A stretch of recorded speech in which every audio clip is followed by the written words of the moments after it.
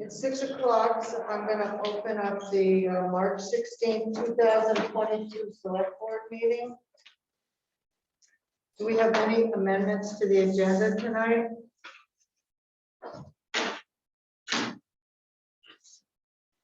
I have one.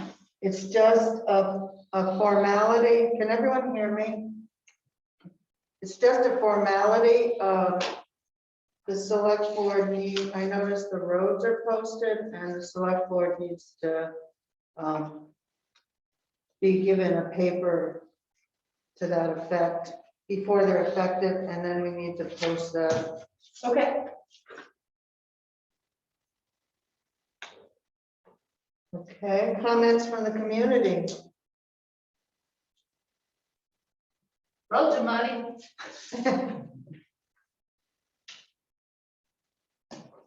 They are. Anything else? No.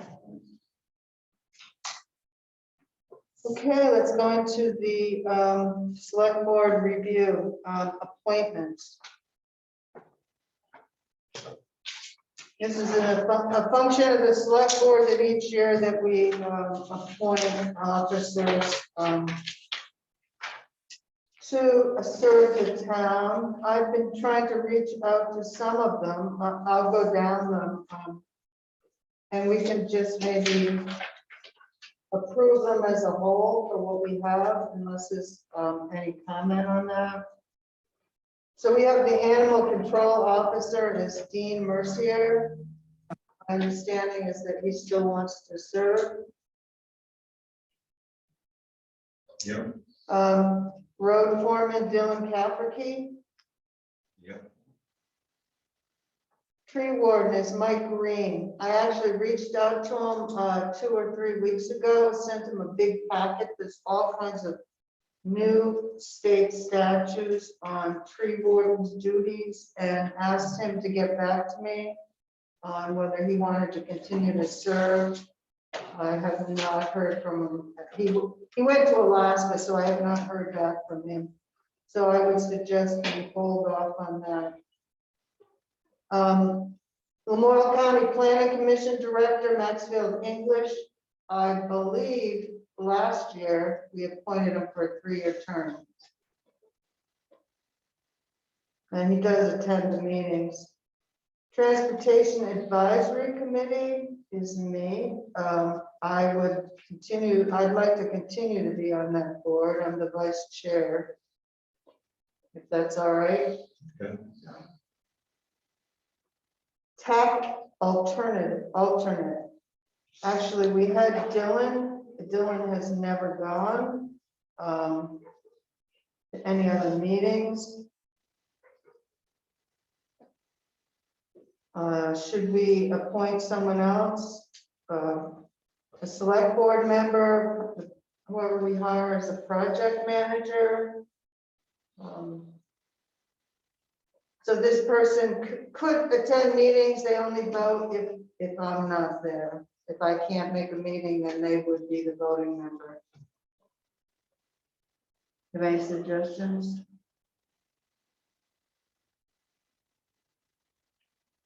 Sometimes it's good stuff and sometimes. Want to hold up on that? All right. Yeah, it probably makes sense too. You know, Okay. it's a backup position, right? Yes. We've already appointed Bill Wilson last meeting to the Moore Regional Solid Waste District. We've appointed the listers as E911 coordinators. Emergency management. It's actually Ryan and Key Gillen. Ryan, I reached out to Ryan. He no longer wants to serve as the emergency manager. He says he doesn't have time because he should be attending meetings and so forth. He is willing to help in an emergency, be a backup or so forth, but he doesn't want to do all that other stuff that's required of the emergency manager. So Key is the other one? He is his assistant. We reached out to him last year, remember the town report, to find out, and, yes, So are we looking to Key to, Go to meetings. well, I have not reached out to Key. I think we need to reach out and find out who would be a good person, who could, they should take the NIMS course. And they should familiarize themselves with our hazard mitigation plan and our local emergency plan. And understand the chain of command if there's an emergency, so that they just jump right in. right, So that's someone we probably need to replace. I can reach out to Key and ask him. would Jim Holton be a possible candidate? I asked him if he wanted to be, represent the town on that emergency management board that the Lamoille County Planning Commission does. He did not. One of his, volunteer firemen now is representing us. I forget his name, but I could find out what it is. It might be Mr. Prince. Stephen Prince. Yeah, Okay. and see if that's something he would, seeing as if he's going to the meetings, if he would be interested in that. Key is interested in continuing to serve as the energy coordinator if we ever do anything. He is not interested in being in the green up chair.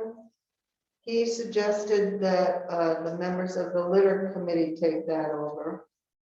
And they are very interested in that.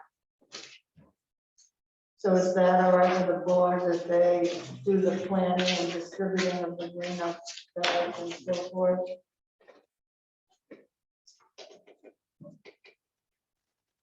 So I reached out to Ryan Ewell to see if he wanted to continue to serve on the DRB planning. I have not heard back. But looking at this, Belinda, the Planning Commission and Development Review Board are one board now, Oh, okay. same members. Okay. And I would suggest that we stick with the same terms as the DRB. So they're consistent. Okay. Yeah, it's too confusing. Okay.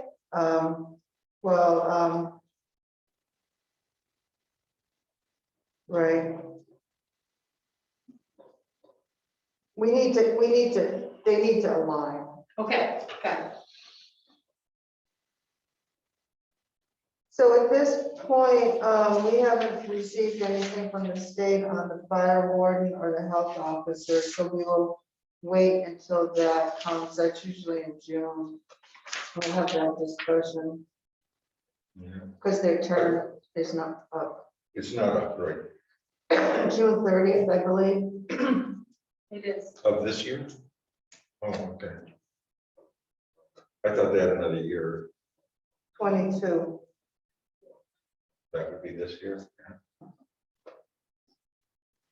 So is everyone happy with the people that we're appointing tonight? Have any other suggestions for anyone?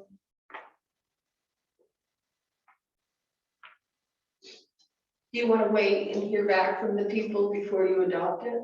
I mean, before you appoint them, everybody?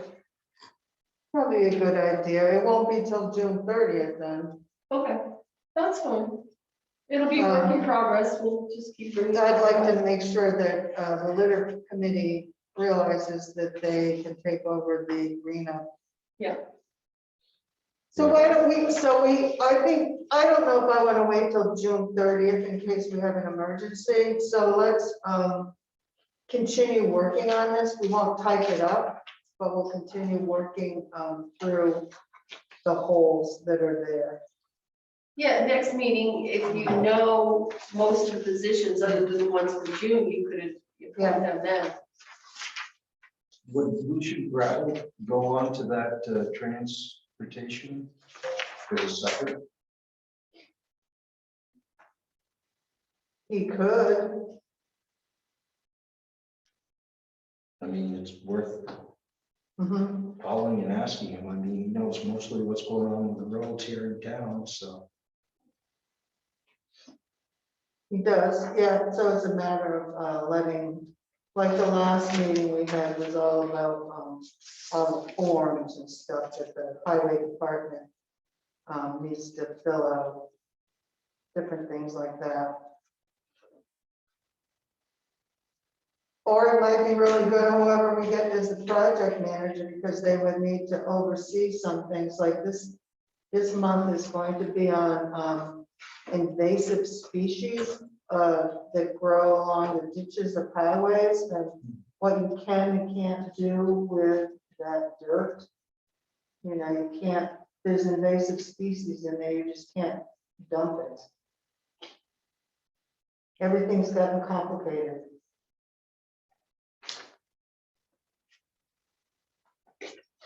Okay, So I think that Michelle has acknowledged that she wants to move forward with the litter committee.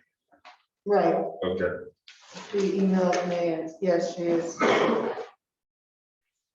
So he is not going to do it, so I would have the litter committee plan on it. she's Because it's coming gonna up. be in Scotland on May 1st, Oh, so the rest of the committee will be mhm. handling that. Okay, So can I Yep. interject? I think we haven't approved the minutes, oh, sorry. and I think comments from the community, we need to go back around to that. Sorry. Sorry, I missed the minutes. So do we have a motion to approve the minutes of March 2nd? I'll make that motion. In a second? I'll second. So do we have any discussion? Yeah. No, on the minutes. We're talking about the minutes. but- Oh, I thought we were talking about. Are there any corrections or deletions? If not, all in favor? Opposed? So carried. So we will go back to comments from the community. Did you want to speak? Yes, I do. Uh-huh. I got me a nice little ticket here from the town of Wolcott. And the town of Wolcott took it upon themselves to come take a dog off my property and unhook it from its doghouse after it had not harmed anybody or done any violent action or been loose. And some flatlander, Kurt Klein, decided to tell them to go unhook that dog from that doghouse and take it. How is that legal? With the police there? No, and no warrant, no nothing. Well, just comment from the Flatlander. I did not go up and release that dog. I did not. You told Dean to do it, and he told me, he told you that. All right, then. And you sent 2 cops to my house last night. For what reason? Well, for 2 reasons. One is we wanted to serve the tickets. We want to serve them correctly and legally. And we're not police. We don't know all the ins and outs of it. And we wanted to have the sheriff there to ensure that it was done properly. We were as mellow as can be, as we are. But yet the cops roll up with the dog officer, and I was out there with an excavator clearing a ditch for these people, once again, helping these people. They keep calling you, and you keep pitying me to her. You literally stand up for her, but right there is every single neighbor within a half a mile of that house, every single one of them, that them dogs don't bother. Okay. Every one of them. But yet, you're telling me that she cry, and I've done everything. I've given her the shirt off my back, just as I would you if you asked me for something. This is just getting absurd. It's, Okay. Well, let me, and I'm serious. There's every one of them signed right there. that's good. Okay. That's every one of them. And I'm not leaving that paper here. You can copy it because it's going to a lawyer because I'm suing over the dog being taken from the doghouse. Because you all know that was illegal. Very illegal. You had there's no trespassing signs there. You had no business rolling in there, unhooking that dog from that doghouse that my son paid $3,000 for and taking that dog to the pound. It did not hurt. You walked right up, unhooked the dog from its house and took it to the pound. I don't know. I was not there. You authorized him to do it. You authorized him to do that. Which I did not, but we'll leave it at that. So as a member of the select board, our job is one, to facilitate the process. And number two, to follow the law. The town of Wolcott has an ordinance against barking dogs over 20 minutes. Which I have read up fully. My oldest son is very smart. We have that whole And ordinance. this has gone on and on and on. And I think Dean is bent over backwards to try to, But it's not just our dog. Like the farmer's dog was loose that day, running through the field, but that's a working dog, so that's fine. It was in my yard and I brought it home. I was out there with the excavator clearing that ditch so the water didn't block them up. And then the bottom line is you got 16 or more dogs up there in a residential area. And there's a town ordinance and the residents are calling the town and saying. there's no residents, there's one. Well, that's one's all it takes.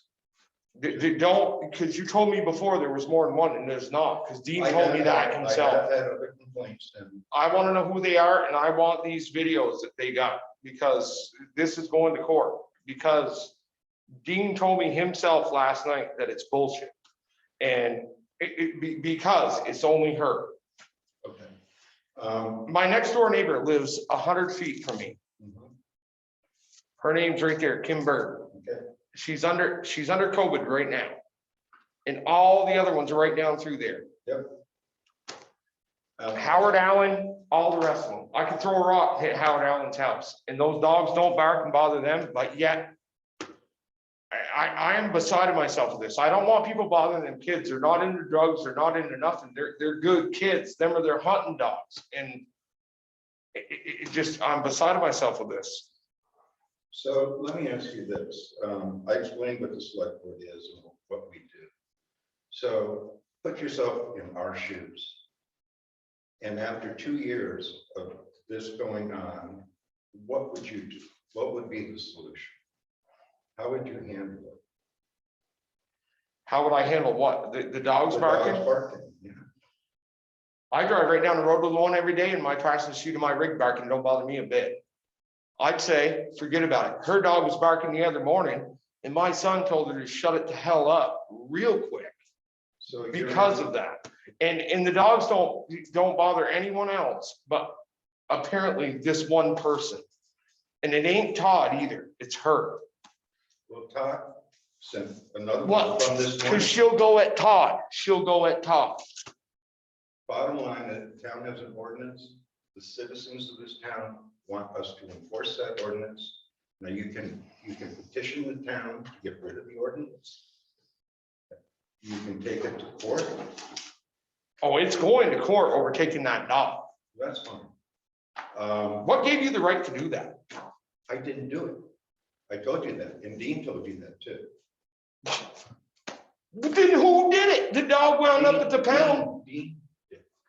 And he acknowledged it.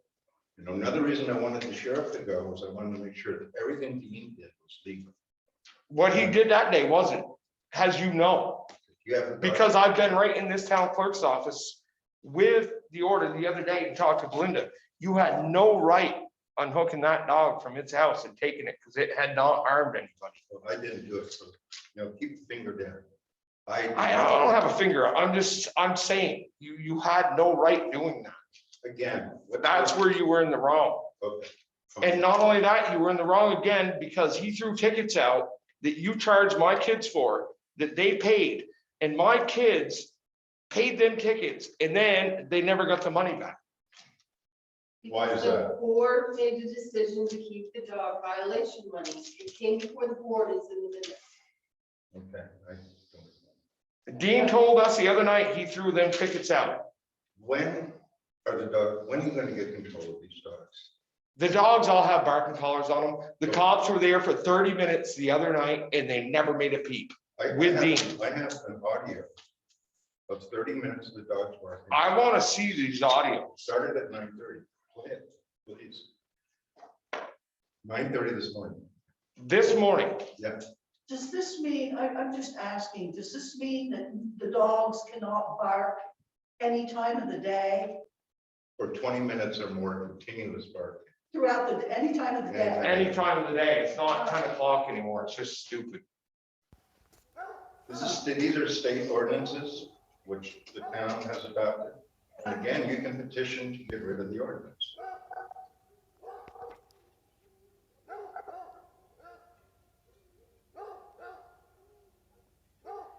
That's Whalen. That's the inside dog. That's the inside dog. She's right next to that house. Go right up there right now and I'll have big old Whalen start barking. That's the inside dog and them dogs have a right to bark.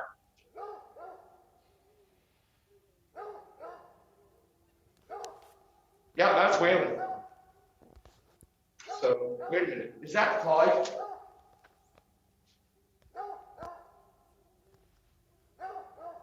That's Clyde. That ain't 9:30 this morning. Show me the time on this. That's Clyde. There ain't no way in hell. There weren't nobody there. That's Clyde. again, I want to get back to the question. What would you? I want to see the time on this video. This is not 9:30 this morning. His audio.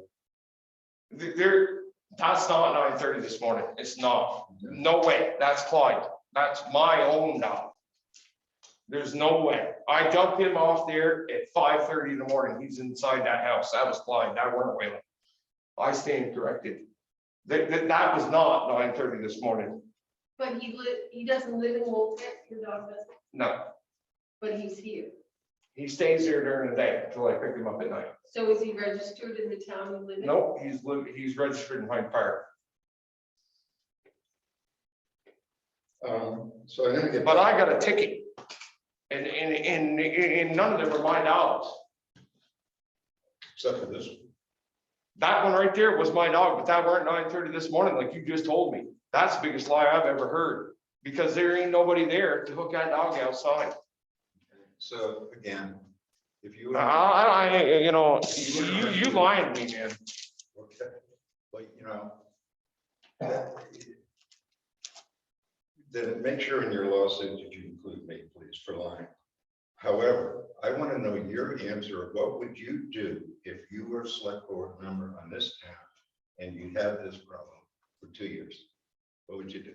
I would tell her, I would ask her, I would say, go around to the rest of the neighbors and ask them if the dogs actually bother you.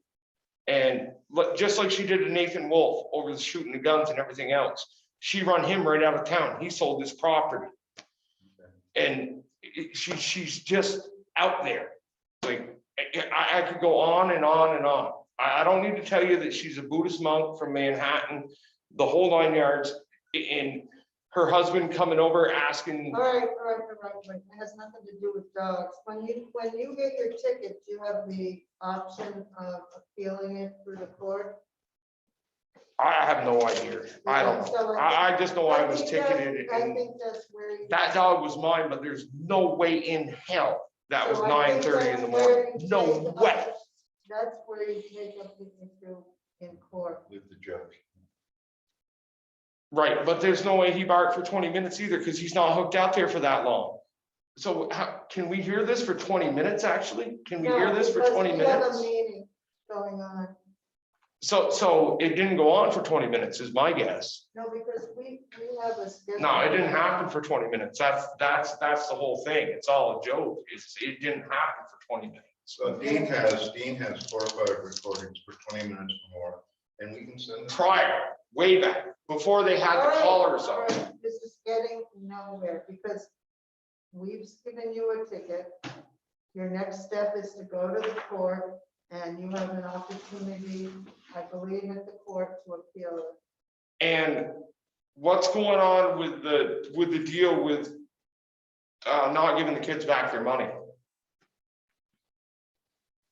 The select board made a decision that is in the minutes.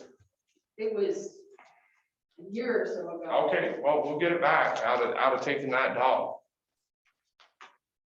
You're unhooking that dog from the house. We know 100% sure because we've talked to Fred Martin's lawyer that it was totally illegal. And I'm telling you now, he should be on the select board because he is the smartest man in this town. He didn't come from where he is to nothing and have what he's got. He should be on the select board. I need that paper back. Yeah, make a copy. Sure. Shed is on this as well. I don't need Shed on there. He's far enough away so he can't hear them dogs.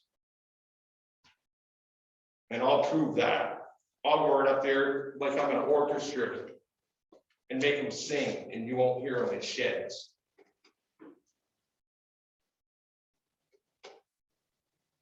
I love my kids. I'm sorry, people. I can't do this. I can't have people harassing them. I just.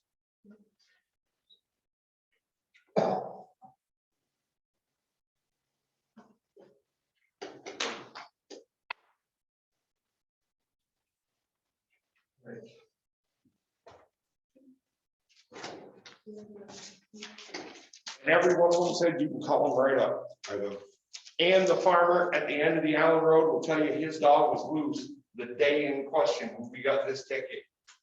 I don't have his name on here, but he will tell you at the end of the Allen Road that his dog was loose and had to be brought back home and set them dogs off.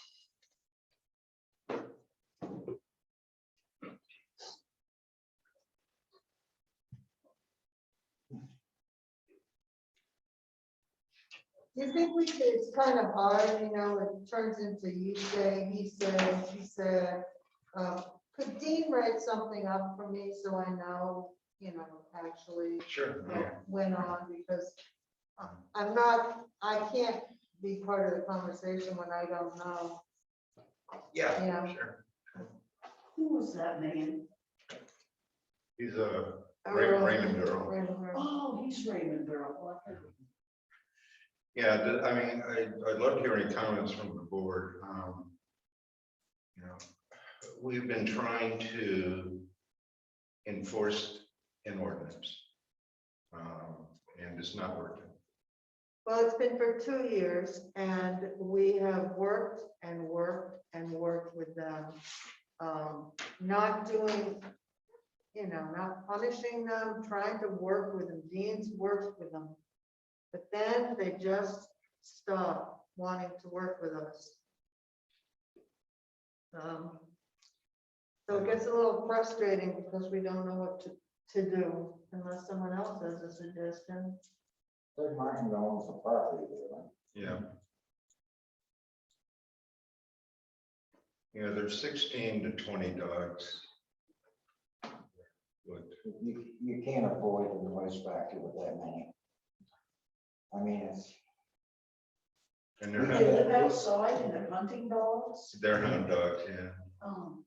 We've got 2 dogs and thank God they're in the house most of the time. So we come to the door, they just go, you know, very vocal. But, no, when you have that kind of a population, you can't, I don't think you can avoid them to be noisy, especially if they're hunting dogs.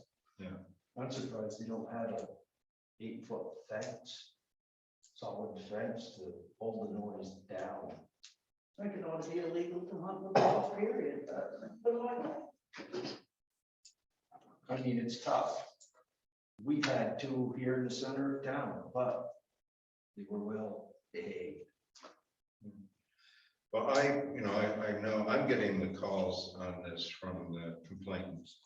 And, they are at their absolute wits' end. It's- I don't know. Don't know what to do. But the pressure that they're putting on the town right now is that we do have an ordinance, and it is the expectation that we enforce the ordinance. And it's without, he's a pretty antagonistic individual, and so that's one of the reasons we brought the sheriff up with us. You don't want to be serving these tickets, in at least I don't want to be serving these tickets as a flat. And that could have easily become a hostile environment, am I right? Am I the only one that sensed that? No, I sensed it. Oh, I'm sorry, was it? That could have become a very hostile Oh, environment. yeah. Yeah, or I felt like it. Yeah, and there's been a lot of hostile activity around that. Mailbox has been taken down, guns are being shot. In close Yeah, I'm not proximity. sure I would. Yeah. Cops. So anyway,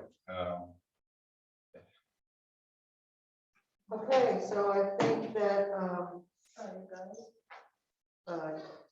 the town has done their due diligence for 2 years. Dean has served a ticket. I don't understand about the taking the dog, though. I'm confused about that, but. I Dean got, think- well, what happened was Dean got frustrated. The dogs were going off, there was nobody home. And, he took the dog that was barking the loudest, one was setting off the other ones, and he took it to the pound. And he probably should not have done it. I think it's outside of his realm. I certainly didn't ask him to do it or give him permission to do it. Dean's the first to say, no, I did it, that's my decision. And that was another reason I wanted the sheriff to go with him, is that Dean, don't do anything that, it's illegal. So, Perhaps the witnesses did. yeah. Who? Monica? Hi. So as I was listening to him, one of his biggest concerns sounded like his kids had paid for the tickets and he is wanting them to get their money refunded. And that sounds like something that is in the select board's control, if you wanted it to be. They were issued a ticket on July 30th, 2020. So this goes way back to 2020.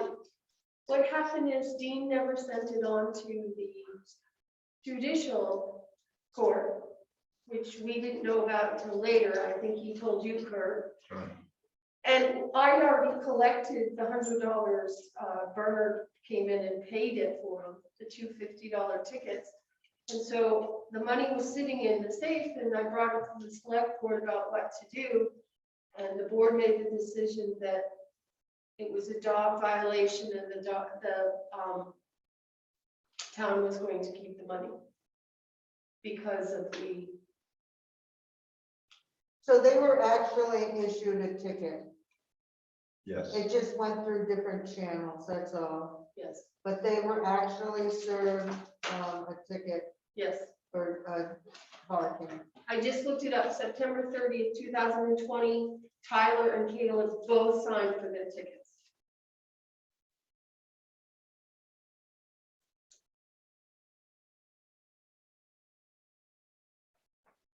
Okay, Monica? I just wanted to bring that up, that one of his biggest concerns sounded like it was about his kids and that payment. Yeah, I mean, and it is something that we probably could, if the board decides to change, but it's not at the heart of this matter. I guarantee it.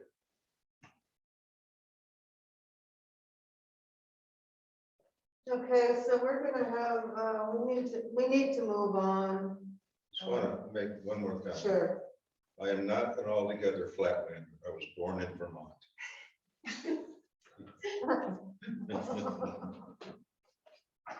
Just for the record. Better than me.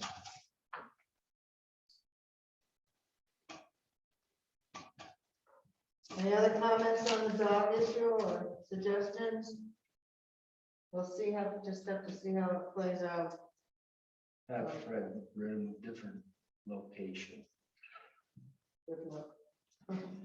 Yeah, I mean, that is another way potentially to go is to the landowner. But what I understand is that's pretty much a dead end. All right.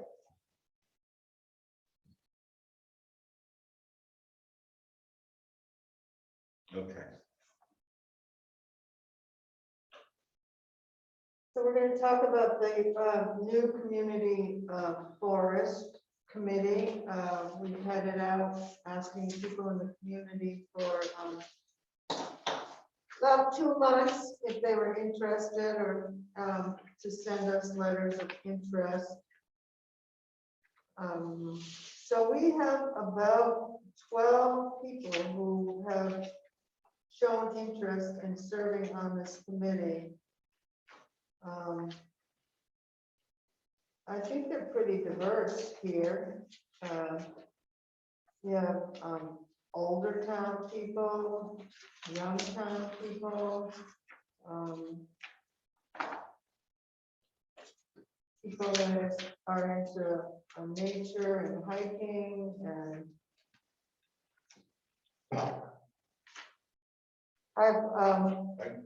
go ahead. I am just amazed and thrilled at the response. It's just, I mean, this is the first time that such a level of response for participation has come in. It's wonderful, stunning, actually. And then the diverse, the backgrounds of these people are fantastic. It's just, I just think they're all great. Anyway, there's just a comment. It was like, that's good. I noticed that myself. So Kate Warner, in charge of this forest acquisition, said to set up a forest committee, and their main job is kind of to do policy. It's to reach out to the community, find out what community members want to see happen on that property. Meet for about a year, once a month, have the county forester in, have people from Fish and Game to be able to tell you if you decide to have hunting there, the rules and stuff. So that this committee will write up kind of a charter of how this land will be used. Ultimately, it will come back to the select board for final approval. But that's what this board is going to be tasked with. She's willing to come to the first meeting and kind of do a timeline. She's reaching out to the county forester to have that person also be come, and then have different speakers. She also suggested we have the Northern Rivers Land Trust, who's going to be having the easement on that at some point come. So it's a matter of, I think at this point, setting a date for the committee to meet. She said Tuesdays or Thursdays were good. She's out of the country the 16th of April to the 24th. So should we just set a meeting? Are there any select board members that might want to be on this? Okay. So the idea of this meeting is to bring all of the respondents all together and get it started. My suggestion is to bring them all there. Great. Let Kate outline their task their duties for the year and let them decide, because there were a number of people who reached out to me, but I kind of steered them over because there's going to be a different trails committee. And there were some people, Jim Holden, Jim Ryan, they were more interested in the trails part. And we might find that some of these people really rather work on the trails. And while we were sitting here, I just received news from Kate that we received our $179,000 trails grant. So that that was applied for through the planning commission, and she's reaching out with them to get that going at some point. So I think that's really good news for us.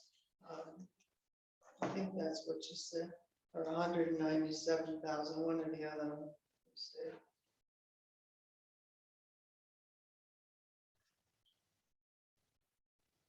$197,900. There are 104 applicants. I didn't say where we stood, but your application stood out amongst the 104 applicants who submitted letters of interest, and 30 full applications were received.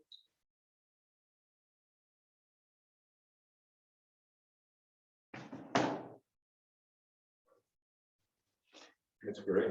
Okay. Things are moving on. Leased land. An email that Belinda received from David Polo. He is representing Fred and Sally Martin on some work on a piece of land. Does everyone know what leased land is? Not entirely, no. So when the town was originally set up, portions, everything was divided into 100-acre lots that were given to certain people. And then some of those lots were saved for supporting churches, schools, and colleges. And at some point, maybe 10 years, 12 years ago, the legislature did away with that because they didn't feel it was necessary anymore. It isn't supporting the schools and so forth. Towns had the option of having hiring an attorney and getting rid of all the leased land. Wolcott never did that. We've kind of piecemealed it as people have requested it. We have done it before. So basically, they're just asking the town of Wolcott to convey and release all such leased lands on a certain property. I'm not sure which one, book 112, page 510. This is it a quit claim? Yes. And so that means that the leased land, the town now owns it. The town doesn't own the land. The town owns the lease. But the lease doesn't, it's It's two different entities, like there's one with Wolcott School, there's one with actually elementary school in Morrisville. And then. It used to be UVM. Yeah. And then there used to be the churches. We just Yeah. completely stopped paying on the churches because that was kind of between church and state, you know. But the school ones, we never really got. So certain pieces of land that people own today have these leases on them, but they're just an archaic name. Yeah, We pay, I don't know. $59 a year to the schools. Right. We send Morrisville School like $29 and $29 to Wolcott School. Yeah. And so people like Fred that had one of these leases has been paying on. Well, we just know, they don't, no. So this just kind of cleans up the. Yes, Got it. So the town does not own the land? no. The town never did. The town never owned the land because that was a lot like 100 acres and a farmer could come in and lease it. And that lease payment went to support the local school. Yeah. And at some point, I don't know how the ownership changed. Hmm. I've never dug into that. So who owns the land at this point? Fred and Sally Martin. Okay. So they own. They've always owned it, but they have this little stigma on their property. It's called lease land Yeah, and I suppose if you're selling or something, or mortgaging or or something. mortgaging, you want to clear that out. It's a, Because he has, yeah, so I don't know if he has it on multiple properties, but they only ask for one property. And we do have a list. We used to keep a list of who had those.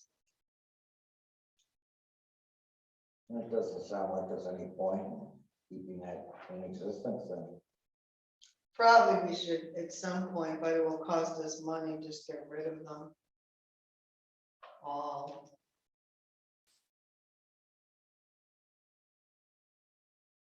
This is, all it is costing us money. Every year, $59. Yeah. Is it very complicated to resolve this one here? Or- No, he sent the whole lease to sign, but, you know, I needed to go through the board for their approval. Who is the authorized agent, Dan? All right, so Dan Noyes would be the one that would, Or your clerk, okay, because we no longer have to have agents. all right, so our clerk can sign it, Yep. okay?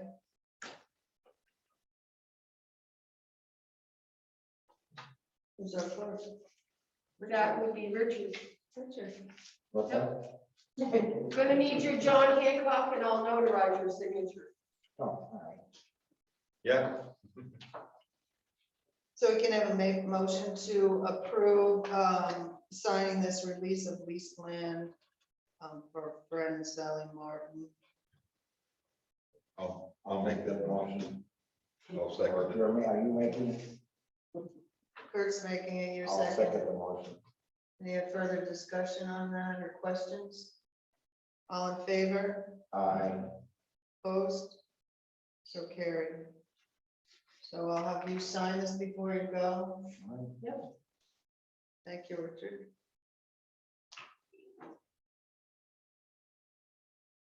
Federal aid highway. Okay, that's me. Sorry. No, it's first I was gonna explain that spreadsheet I gave you. So we received $358,949.44 of the state and federal aid highway money for the North Wolcott Road repairs. So the question for the board is, what do you want to do with it?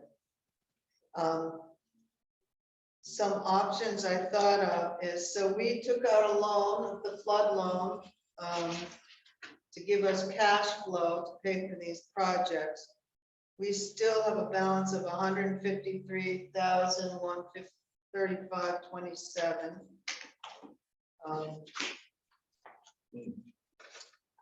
Our next payment is due in 2000, and that's wrong, 2023. That was a typo. And our loan interest is 2.15% on that. We could pay that off and have some money left. And then that would leave us basically 200,000. And so also I wanted to bring up that we have the Brook Road has gone out to bid. The bid for that is $412,900 plus this additional costs that aren't included in that bid. They're gonna bill us, well, it's not monthly, I found out it's 3 times through that construction cycle, it's part of their contract. So we need to have cash flow.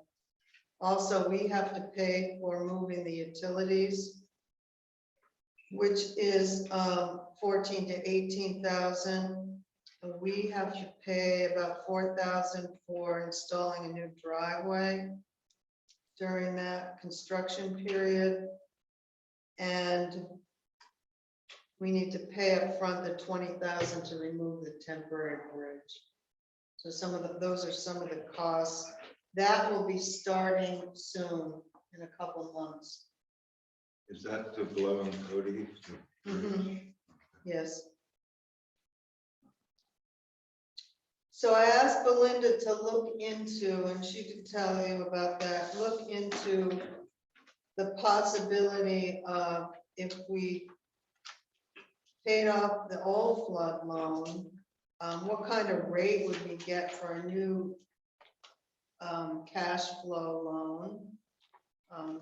So I contacted Tina Norton at the bank, who's taken over for Rhonda Bennett, who was our previous loan officer for the town.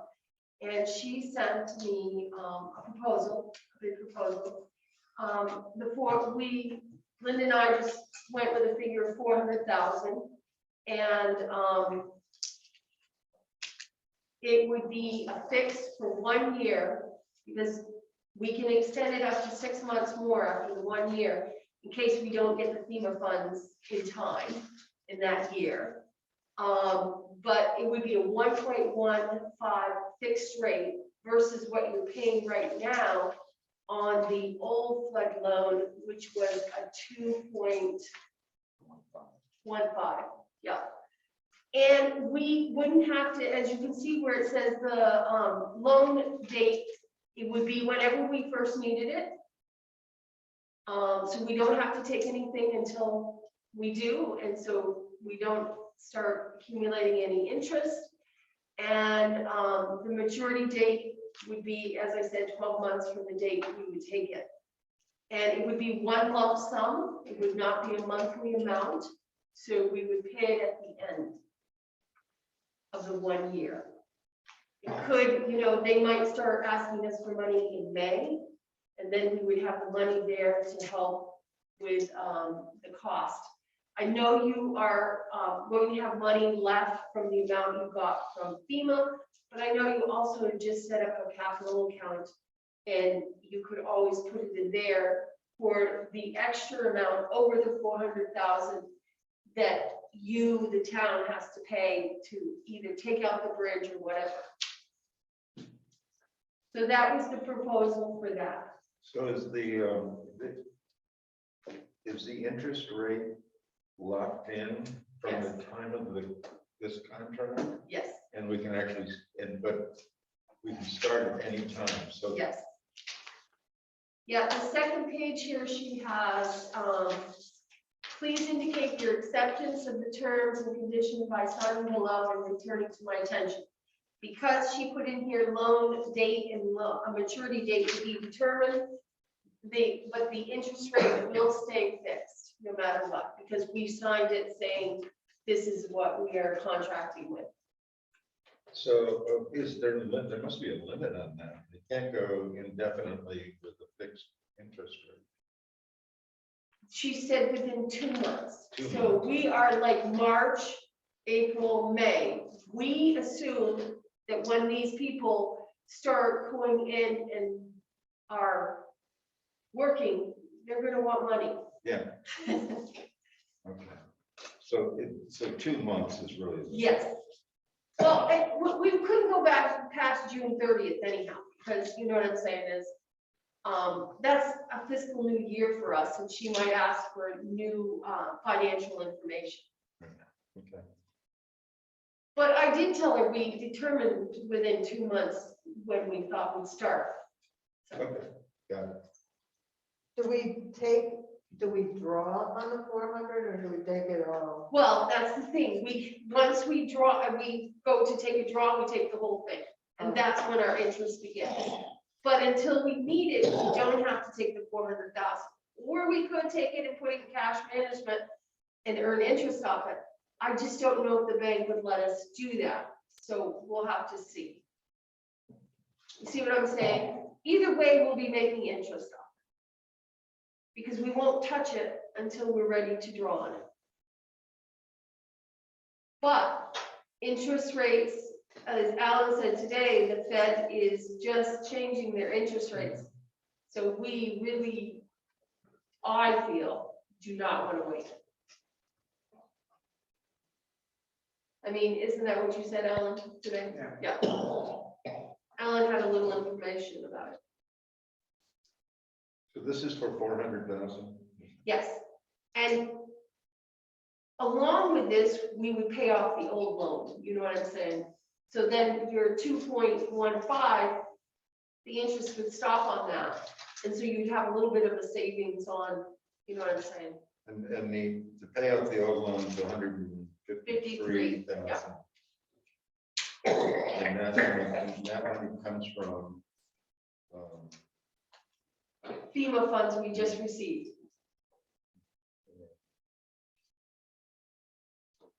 Right now, that's sitting in the cash management money too, earning Yeah. interest. okay, got it.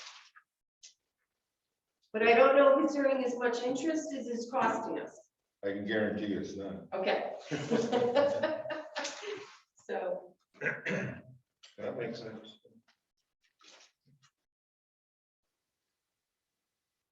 it So kind of, it'd be a two-pronged question.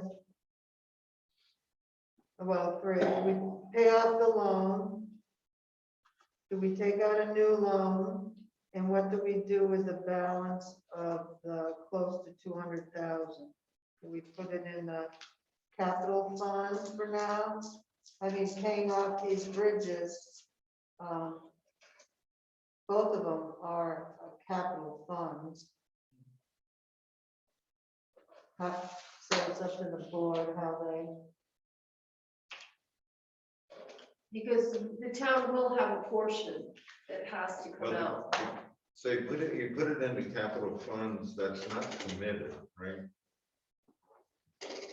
And it's not committed to anything, it's just a holding place. But it can only be used for capital Capital, projects. right, exactly. Okay. Like you can't buy a new furnace. So we can buy a new bridge. Yes. Well, part of it. Part of it. I don't think we'll ever have enough to buy a bridge. But it certainly makes sense to me to pay off the loan at a higher interest rate, take out a new loan at a lower interest rate, and the balance be put into capital funds.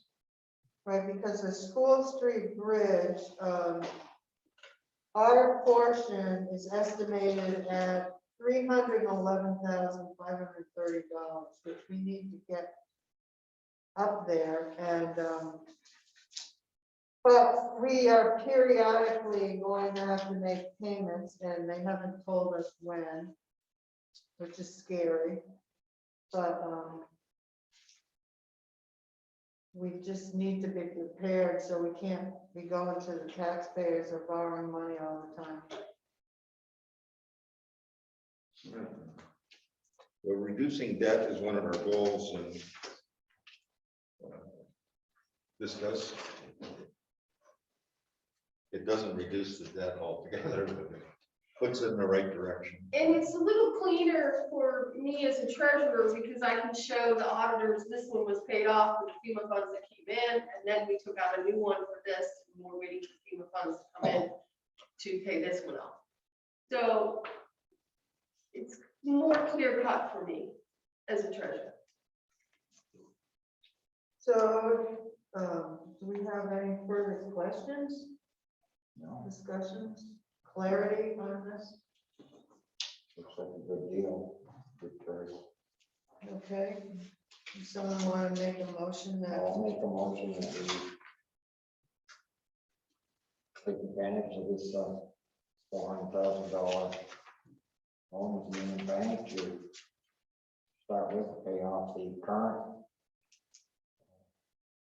loan, which is at a higher rate. We'll put the balance in our capital. Yeah, for the balance in the capital fund, yeah. I'll second that. Any further discussion? If not, all in favor? Aye. Opposed? So carried. So on the second page, Kurt, just to let you know, it says, we reserve the right to cancel this commitment letter or to terminate our obligation here under if the loan fails to close on or before May 13th. So it does have 2 months. Okay. Sorry, it was on the second page. That's what it says. So Belinda, you will need to go to the bank and open up an account for a capital reserve fund. And you want it moved from the general fund or out of the cash management fund into what kind of account? In other words, one that's accessible or one that would need a vote from the voters to. The only way the voters would need to vote is if we wanted to use the money for something other than capital projects. All right. Otherwise, that's the only way, say we said, oh no, we want to buy some more land for another forest on the other side of the town. Then we would have to ask the voters. Okay, If so we're fixing capital projects like the roof or bridges or big projects, not general maintenance, then that's what it's for. and you want to open up with the remainder of the amount of the FEMA funds, but you also want to take your capital reserve money you have right now, which is 47,879.77, and put it in that account too. Or do you want to wait I on it? would, but, yeah, we're getting a little ahead of ourselves. Okay, That's all number right. F, but, while we're on that subject, we were gonna wait until the voters approved that article at town meeting, I believe, and then we were gonna approve putting that money we've been saving into that. From the fund balance, Right. 47,879.77, and that's monies we have received over the years from the Hyde Park fund for Sterling View for paying off the loan. It's not tax money, but money we've been trying to put away for these big projects.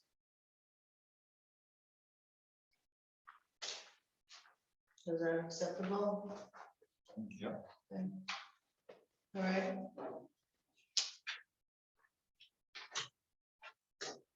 I was gonna give you an update on the Town Hill culvert, but I guess I'm not, because I'm more confused, and I'll just confuse you. It's gonna end up being that I think someone from District 6 is going to come up and talk with the road crew and stuff about different alternatives. This, all kinds of different messaging going on about it should be a temporary fix, a real fix, so I don't have an answer for you on an update. I had hoped, I was trying to get it together so that we could apply for funding in the structure grants. I don't know if that will happen. Did Michelle come up? Michelle came up and she said it didn't qualify for emergency funding.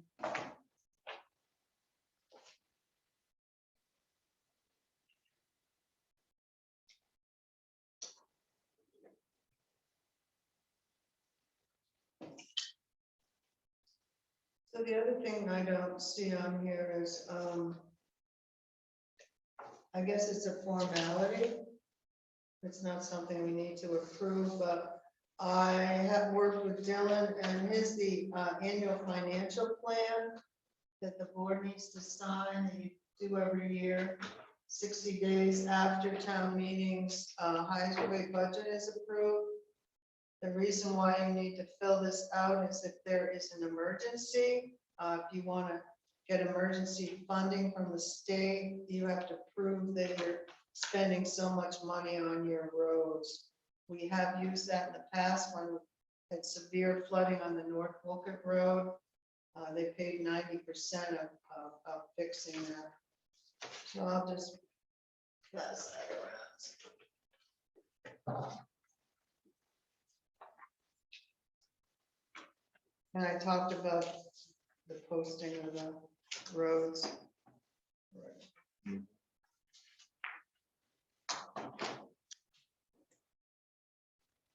Mask mandate. You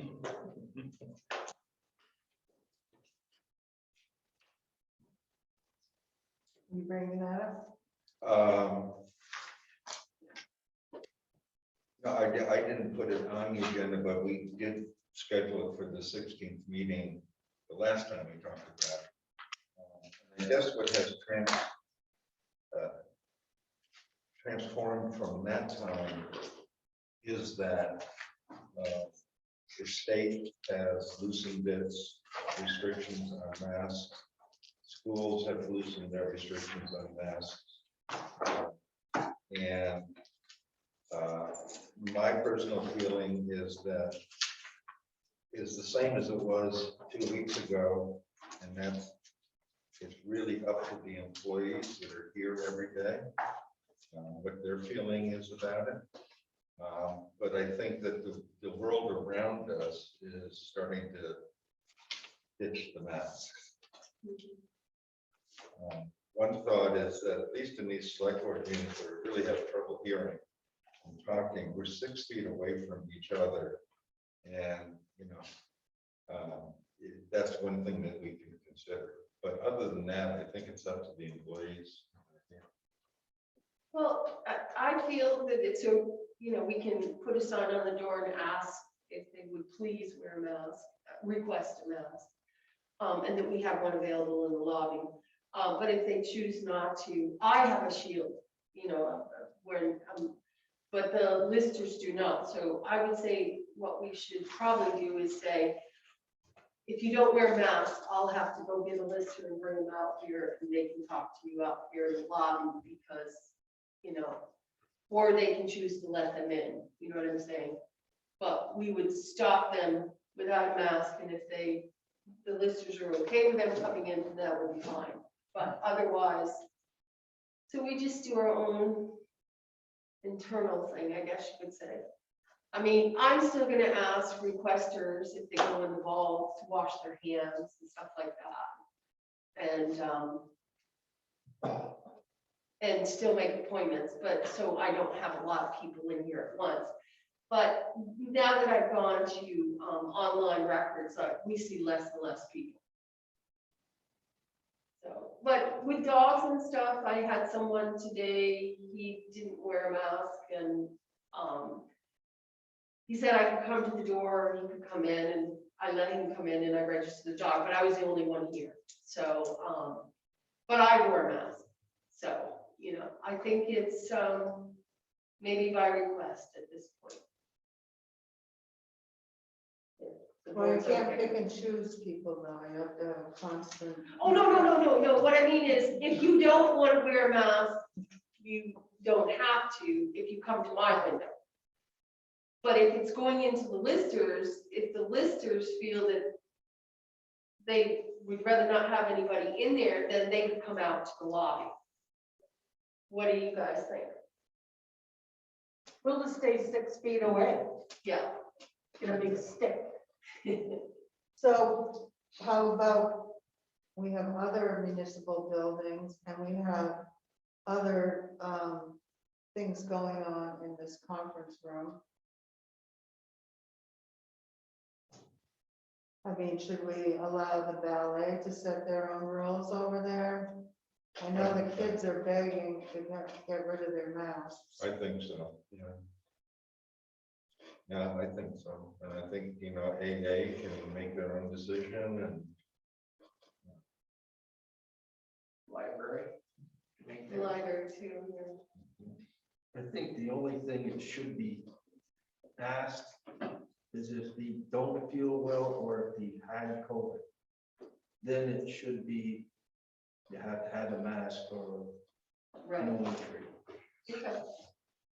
If you've had COVID, You're supposed to be quarantined for, Oh, if you oh, have right, at the quarantined time, for yeah. 5 days. yeah, right, I mean, if they're not feeling well, then I would refuse them to come in. right. Just the general questions. yeah. Yeah. So I would say lift the mandate, but we will just request. And if they choose not to, then okay. But and if an employee wants to wear a mask, absolutely fine. So we'll leave it up to each department to make their own rules. Hey. Yeah. I know the boys, the road crew want to take theirs off. Did they ever put them on? They did it, they did in here. Nah, yeah, let's go.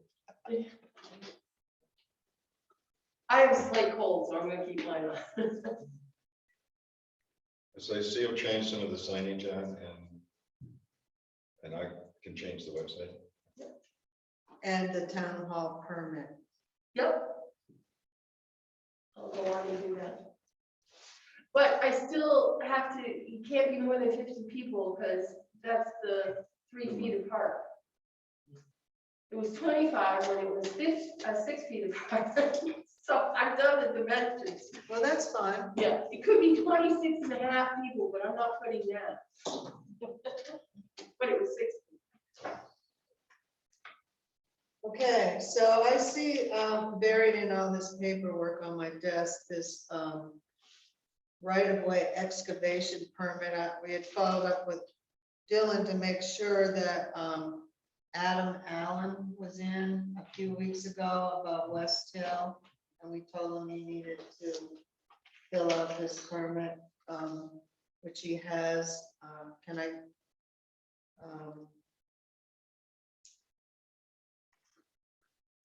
As long as Dylan's approved it, I don't see. Yeah, so he can just sign it. It doesn't say select board, it actually says, Right, but Dylan just wanted you guys to know he had filled out the paperwork and he is going through the correct channels, so we keep you guys in the loop. that I just wanted to make sure that it didn't come back, that he hadn't done that. So I think that, I don't, who signs this, Dylan or us? Dylan. All right, But we make you aware of it and it's put in the minutes that they have submitted.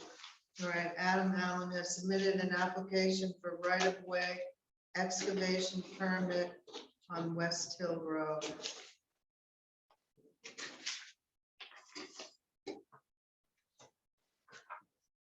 If we can, if we have time, I'd like to jump back to the new committees. Mhm.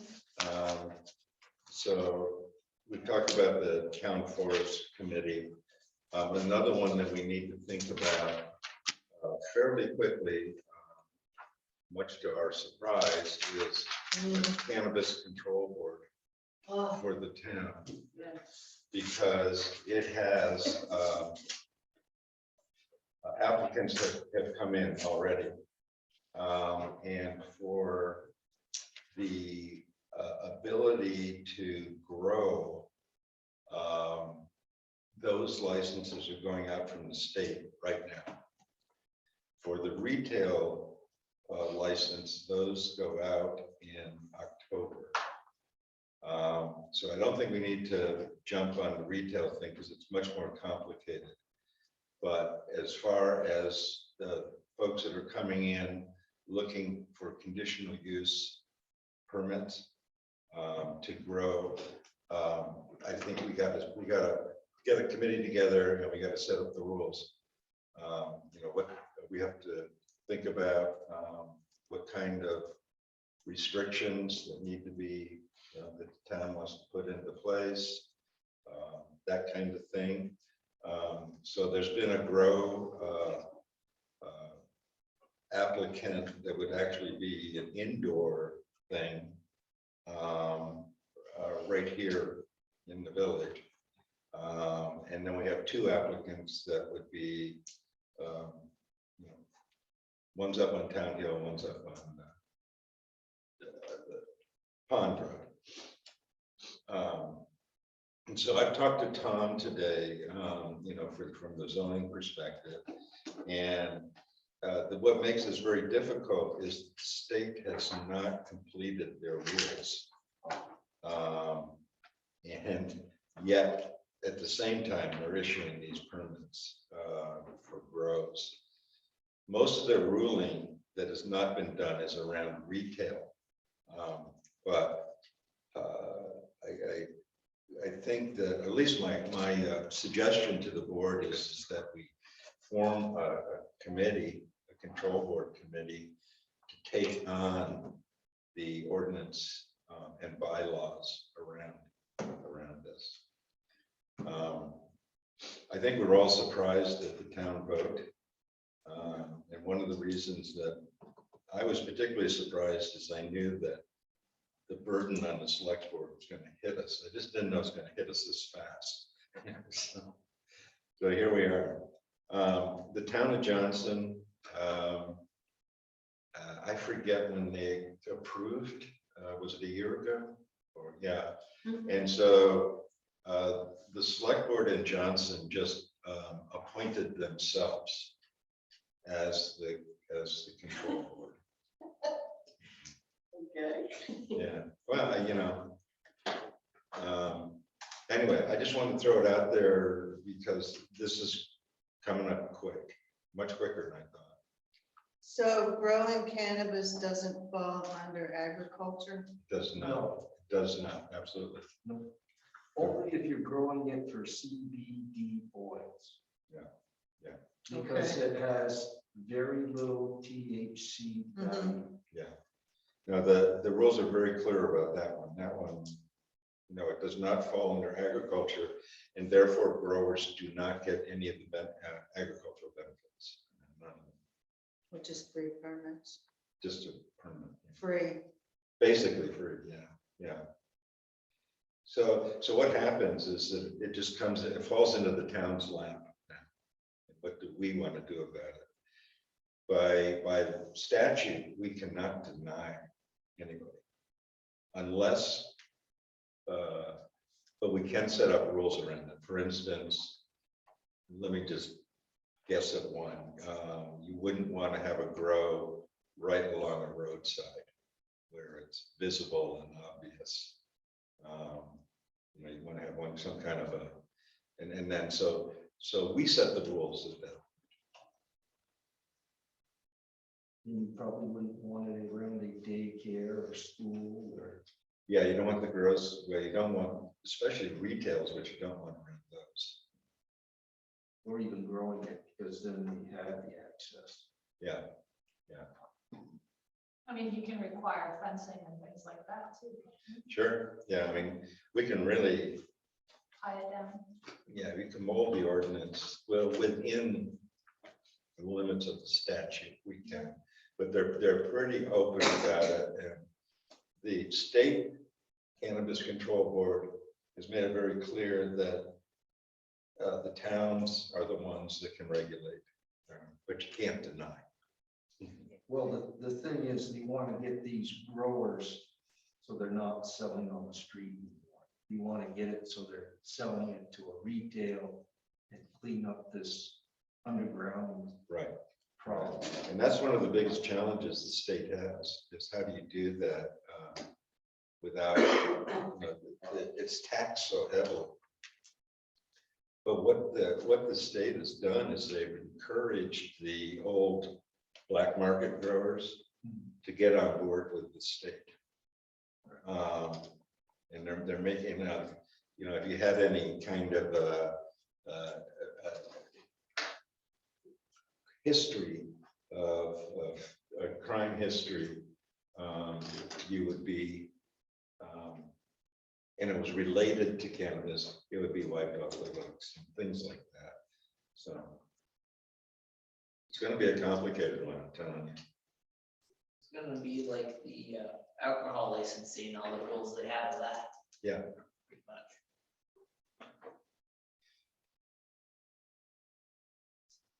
So anyway, I guess my question would be, do we want to follow Johnson's path on this, or do we want to reach out to the community and say who wants to join that control board?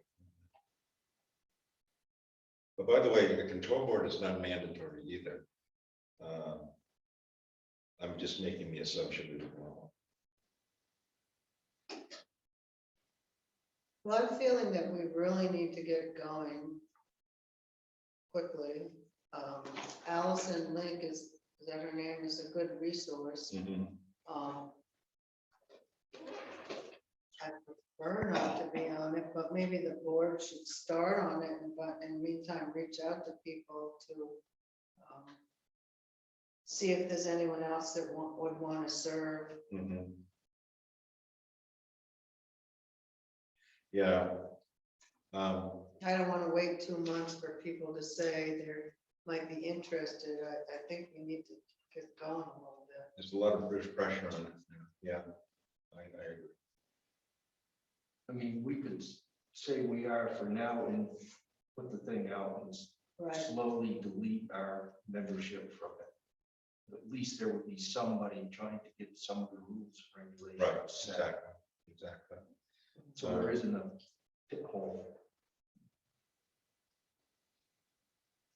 Kind of like how the other, like the ECA committee has a select board and the rest of the pieces have volunteers with the select board for everything. You know, I think one of the reasons that Johnson appointed themselves was that, you know, when you have the growers applicant, you don't want everybody on the control board to be the applicants.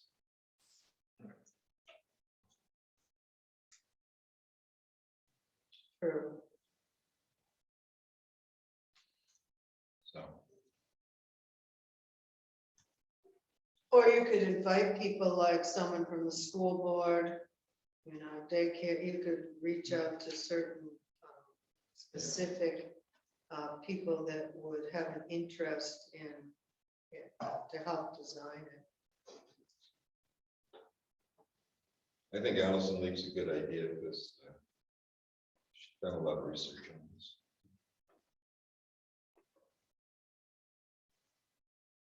So I guess next meeting, we'll have it on the agenda. Bring your thoughts or people that we might be able to reach out to. And any kind of background information you have on it. I know nothing. Really. It's a good complicated bureaucratic thing. All right, I think we're really running behind and we have, So I just want to mention this. Yeah, Bob. Person came on yeah, at about 6:45. yeah. So I hope you want to acknowledge. Do we have the salary thing? Isn't it? Yeah, that's the last one. We'll be quick and then we'll do interviews. So we didn't talk about the salary for the third lister last time. We somehow overlooked that. That third person was elected, well, this usually the only time they serve is for the annual meeting the listers have, and to sign up on the grand list. There isn't really enough work for the town to pay for 3 listeners, but I don't know what the rate is. Should probably be here for an hour. And I thought I was suggesting that we consider paying her $15 an hour of salary. Just bring it up with the others. Yeah, I'd agree with that. I mean, it's, the third lister can't book. If they book 5 hours in a year, I'd be surprised. I don't think so, even that. So it's almost a non-event. Do you want a motion on that I'll or make a approval? motion. Okay, Set the salary, set the pay rate at $15 an hour for the third lister. mm-hmm. You have a second? I'll second. Okay. Any further discussion on that? If not, all in favor? Aye. Opposed? So carried. Okay, we're going to move on to our project manager interviews. We have 2 of them tonight. I've reached out to the Vermont Leagues of Cities and Towns, just to make sure we're doing this right. Their lawyer said that we can do the interviews. We have a choice of doing interviews in public or an executive session. We're also allowed to go into executive session to debate and then come out and make a motion. I feel like for transparency that we should have the interviews in public, so everyone can. So we will, as a board, interview the candidates, and then after, if the public has any questions, we'll give a few minutes for that, and then we will move on. So I see that we have with us tonight, Bob McGee. McGee.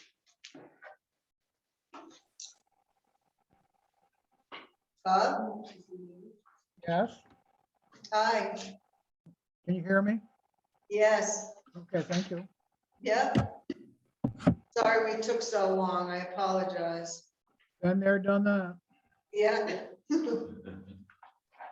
So Bob, you're applying for our project manager position, and I've sent you the job description to read over and make sure that you understood what we were looking for.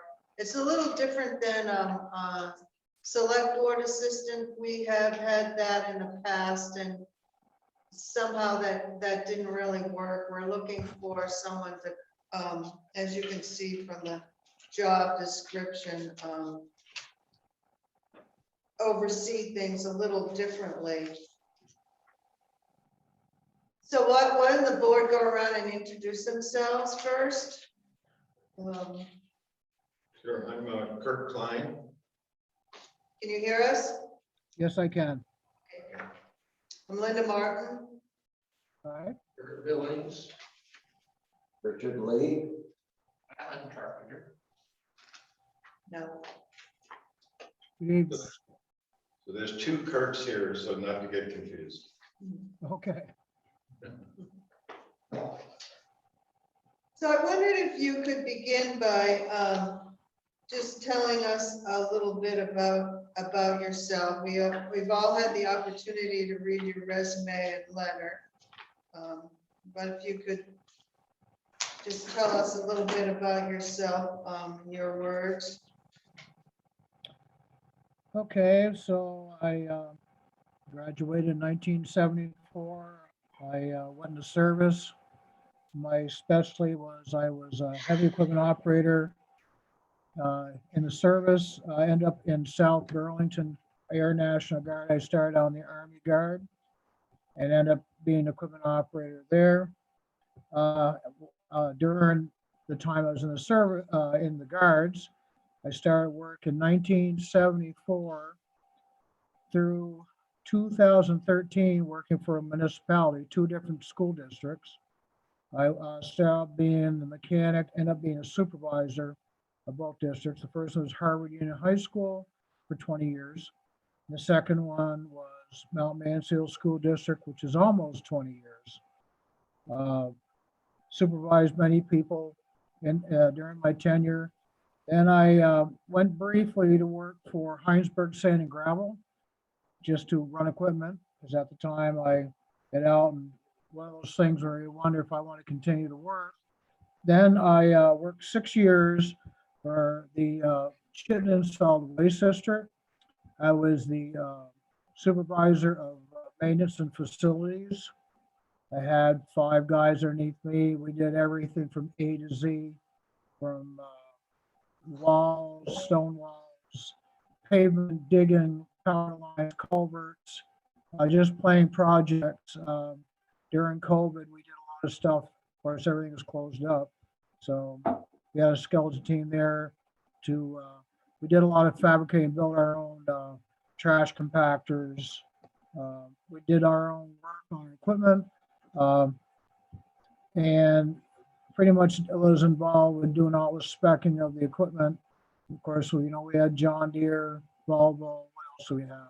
John Deere, Volvo, Caterpillar.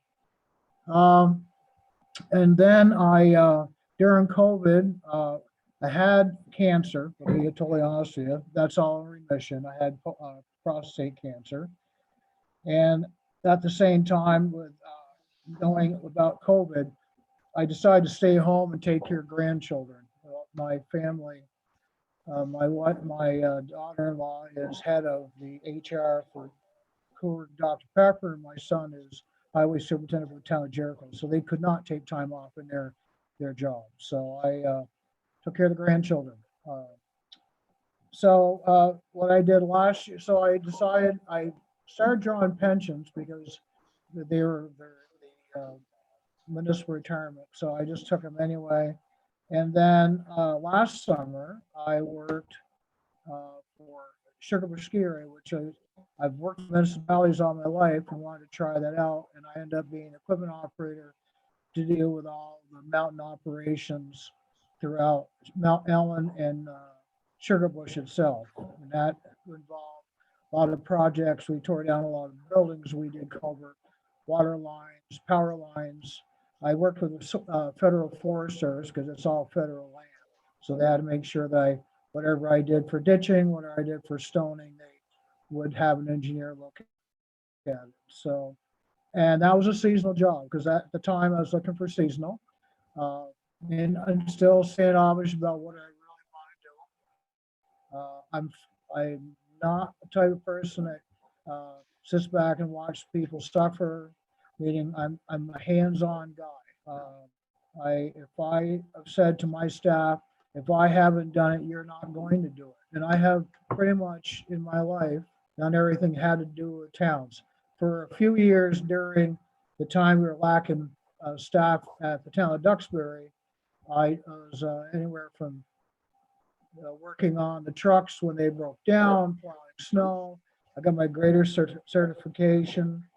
And basically, during my tenure, 17 of my years were the liaison for the highway department. So I was on the set up the projects.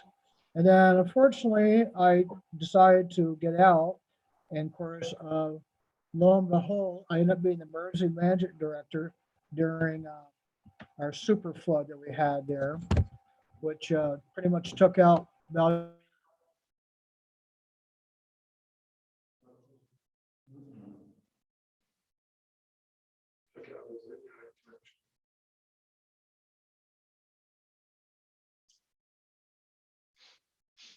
Is that a Marion? and I believe I'm the person that can provide you, overwhelm you in information and work with whoever I need to work with. I did say to Linda, though, looking at the job description, it's one of those things where I guess I would have to get a feel from the board of our real priorities of what's going on. I know that obviously I have to oversee everything. And like I said to Linda, some of the stuff, things that I can see, especially in the wintertime, that would have to go more seasonally to get stuff done. I imagine when you start getting into summer projects, let's face it, in most of Vermont, we have probably a very limited amount of time to get major projects done on highways. So I don't know if there's anything else I can say, but I'm, like I say, still willing to work. I'm not going to sit here and tell you a year from now that I'm going to retire because I'm not into that. I took that time there working with the grandchildren and just feel that I gotta keep busy. Thank you. Can you tell us a little bit about your, what kind of computer skills you might have, and website work?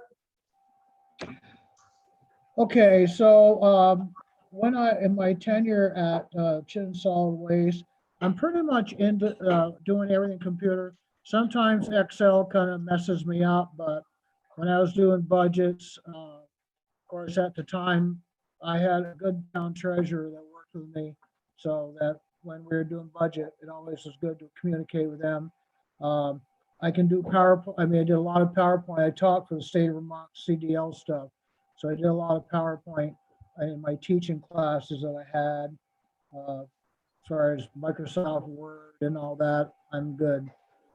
I was involved with the RSMS during, that was years ago. I don't even know if you use RSMS, which is something that Vermont Local Roads put on. It was a program where they did an assessment of all the culverts and all that. And I imagine since then they've changed it. I know that my son has a new program in Jericho, but I'm very fluent on inventory and stuff like that, which is a must when it comes to trying to get grants and stuff like that. I have to say my strong points are grants. When we had the flood, there was a lot of money out there, and we never had a good two-way radio system. We never had a generator in a town garage. We were in bad shape, and I end up lucking out and got $100,000 grant to get 2 repeaters installed in Duxbury, because all we are around is mountains, and get a generator for our town garage as well, and all new radios for all the equipment that we have in the town. So, and also was involved at the time with getting the information when we had the flood to the select board. But it came to, we had to spend $2.8 million on our roads just to get them back up. So do you do anything with websites? Oh, yes. Yeah, definitely. Yes, as far as getting information and retaining stuff, and yes, I have. Does the board have some questions for Bob? I didn't quite catch that. I was asking the board if they had any other questions. Oh, I'm for you. sorry. I wondered how, what your greatest strength is, you think? Over my years, leading and getting information, working with people, especially when I was working with the transportation system. You had customers, you had school board members, you had parents that were unhappy with their bus driver. I worked with male and females very well. I mean, I was pretty much diversified. I had 40 on staff at the time at Chittenden East, which is Mount Mansfield School District. But my big strongest point is that from day one until right up till now, I've always kept certifications for mechanical. OSHA, I'm OSHA qualified. I always keep on top of that stuff just in case I need it. Do I want to be a mechanic? The answer is no. I got too many tools, and the toolbox is too big enough to move it anywhere. So that's why I figure kind of an administrative position, going out in the field and getting stuff done, sounds like it's right up my alley. In that same vein, what would you consider your weaknesses? Weaknesses?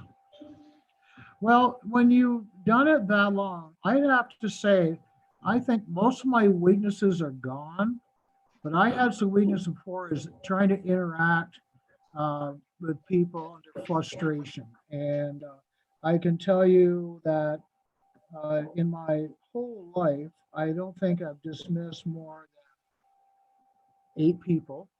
I've always tried to work with people to find out what they're doing wrong. But during my early years, I mean, let's face it, when I came out of the service, I was only 18 years old. So it was a big change to turn around and be in charge of, $2-3 million budget and dealing with tons of liability and insurance and the welfare of staff and kids. So out of this whole thing, 40 years was dealing with pupil transportation. So everything had to be safe and everything had to be right. And as far as the town, let's face it, you know what happens at town meeting day? They want you to be accountable for everything you do, whether it's a dollar or what's going on with the roads and, why is there mud season? So I have to say that my weaknesses, I'm not tooting my horn. I have to say that and I'm 60, I'm 65. When you've gone this long, you've learned where the buck stops, and you've learned that there's a point in time where you listen, there's a point in time when you react, but and all out of it, you have to be professional.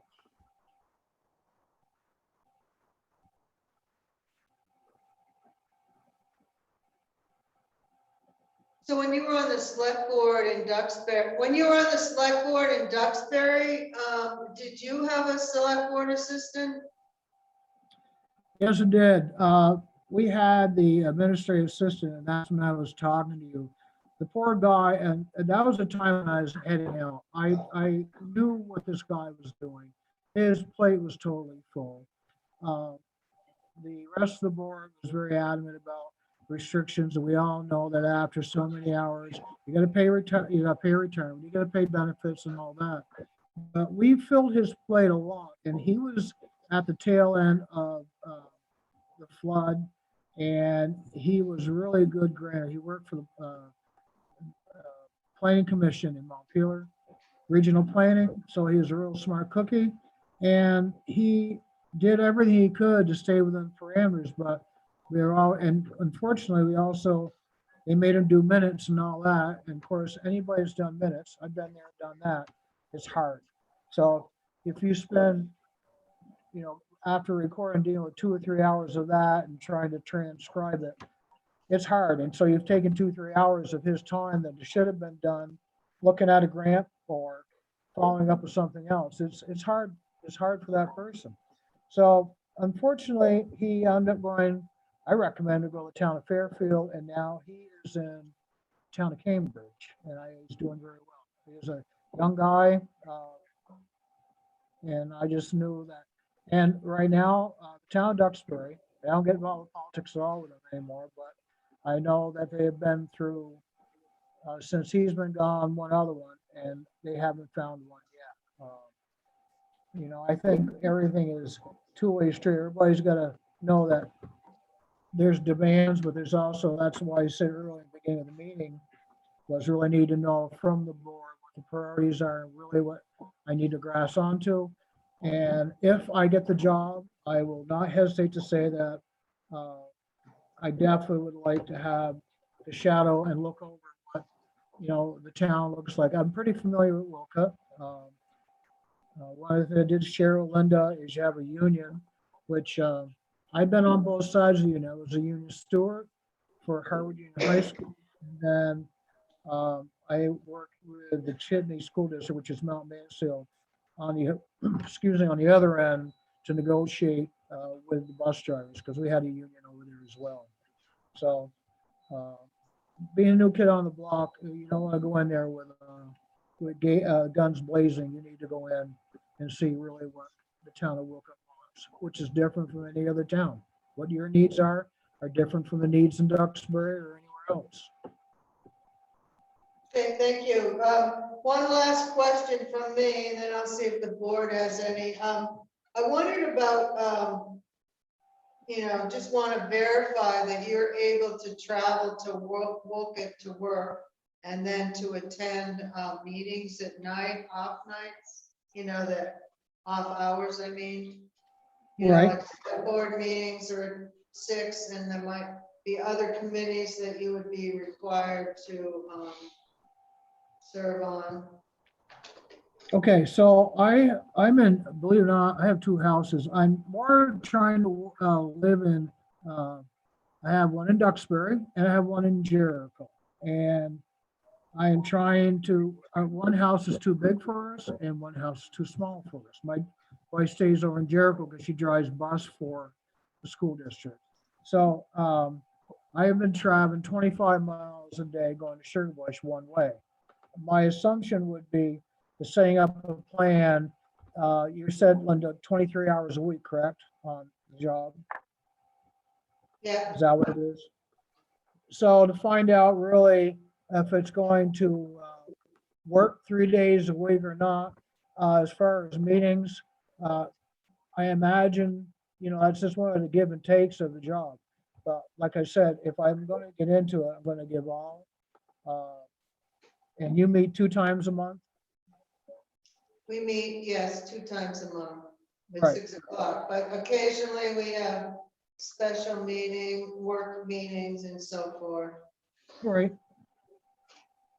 So once again, knowing that I can only work 23 hours a week, I think that's something where the board needs to tell me where, you obviously get everything adjusted for the agenda and what's going on, then we do whatever we gotta do. So I'm flexible on that. Okay, I've I turned just a lot of meetings, so, didn't know if you didn't, that you knew you would have to drive at night. Wanted you to be sure, and yes, we're aware of, it's a lot to ask.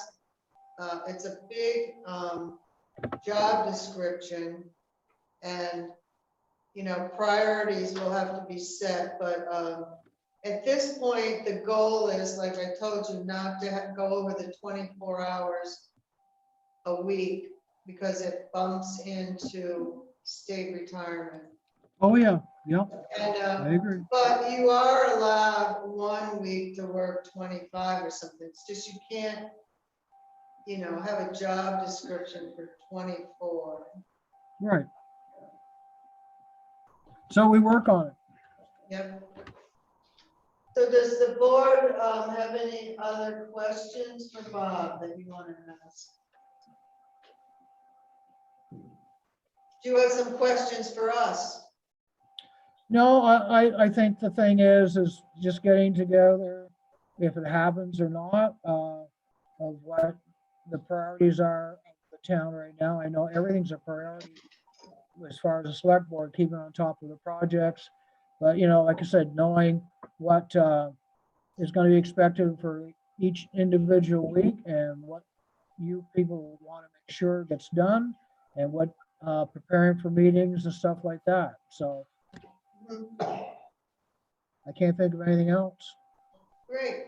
And the rate, and one thing, Linda, what was the hourly rate again? $25. Right, okay. Oh, one other thing. So you do pay obviously you don't have an extra vehicle or I'm going to be driving my own vehicle, right? We don't have any vehicles. Okay, Other so are than you the- paying mileage? We do pay mileage, 55 cents. Okay, now the normal rate then, okay. I get new trucks every 3 years anyway, so I have a new truck. I just bought it in July, so I'm not worried about mileage or anything because I get rid of them in 3 years, so I'm okay with that. Okay, well, good talking to you, and we will be in touch. Thank you for listening. Yes, thank you. You're welcome. Goodbye.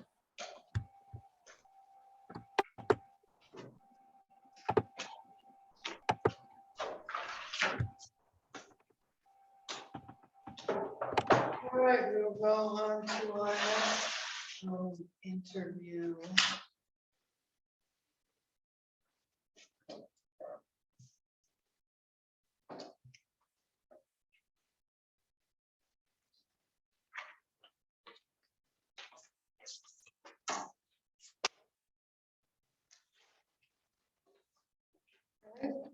We are going to interview Kurt Klein for the position. He sent us a letter of interest and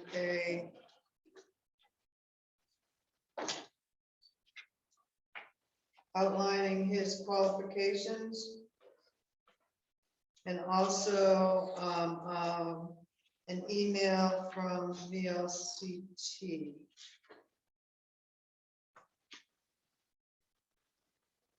So Kurt, maybe you could tell us a little bit, I mean, this might seem uncomfortable because we do know you, but I think it's fair to do it the same way. A little bit about yourself that we might not have seen on your resume. Yeah, I didn't provide a formal resume that goes into my life prior to the town here. Mhm. But as I did mention in the cover letter, what I want to try to accomplish for the town is to structure the project management position. And I think that my background is well suited for that because I have, along with Linda, have done the job in a very ad hoc manner over the past 2 years. Whether it is with committees or simply picking up on things that need to be done.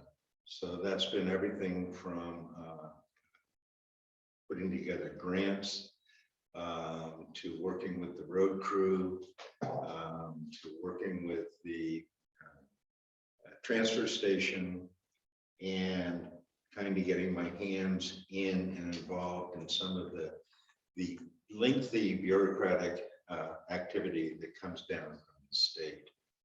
So I think in terms of experience, that is where my strength comes from, is 2 years of doing it ad hoc. It became apparent that the ad hoc approach to the project management role is not effective because there is no real structure behind it. What really is happening is an issue comes up and then you volunteer to try to resolve that issue, and then you wait for the next issue. And so there's no real structure behind it.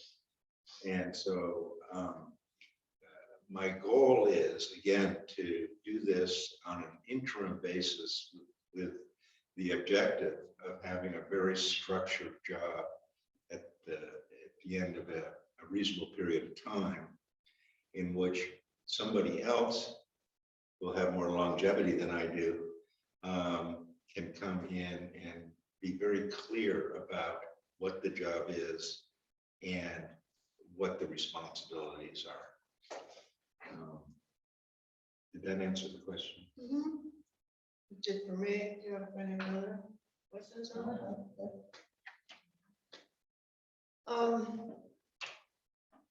So what do you think your greatest strength in this position would be?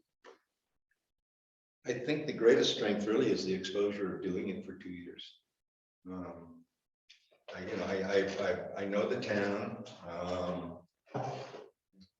the ups and the downs of the town, and I have been an active volunteer in a whole variety of areas with the town, whether it's manning the transfer station, or being a member of the select board, or being on a committee, and being the ordinance enforcement officer, and we all got a taste of what that's like.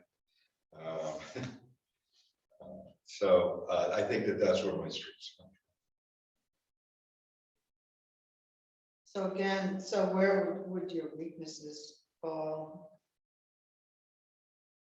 Ditto. That, I will read this.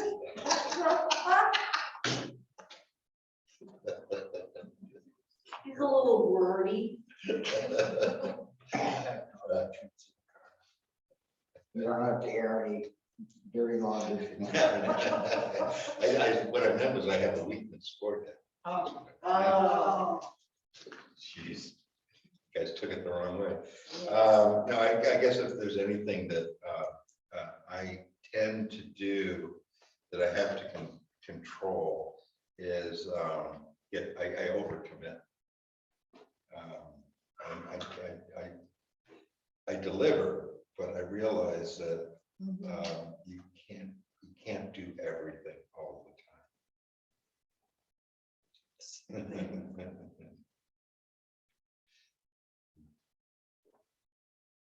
So we do know your computer skills and your website skills.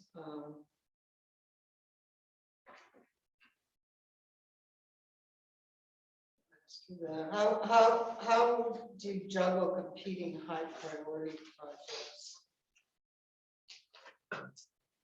Well, I think that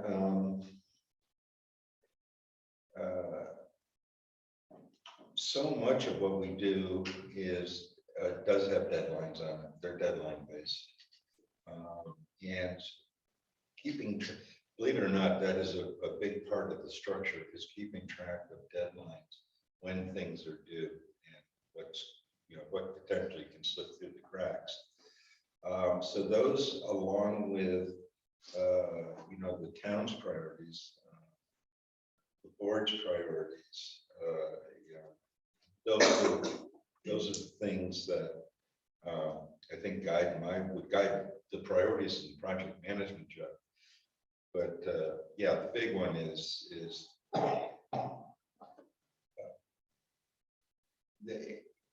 the job of project manager, if you put it in a global position, is just that.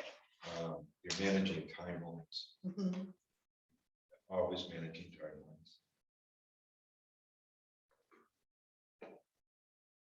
And there are a lot of them.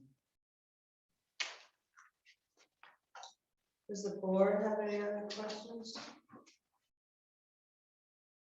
Any to ask?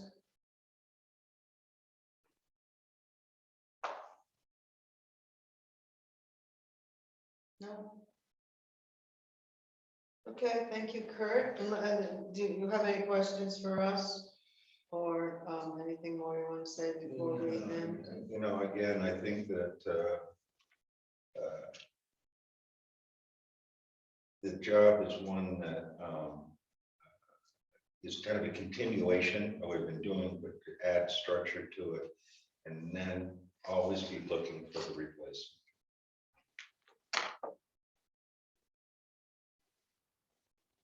Well, thank you. Okay. All right. So I guess at this point, is there anything in our regular open meeting anyone would like to say, or that we forgot or add?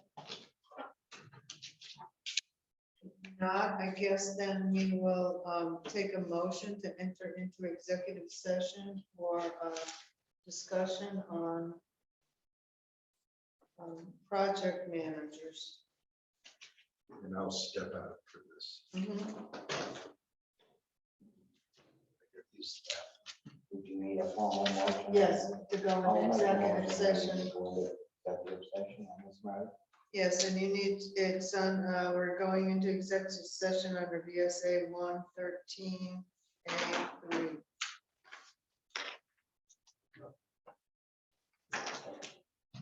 A second, I'll second. Favor, opposed, so carried. I'm gonna give you these, Belinda.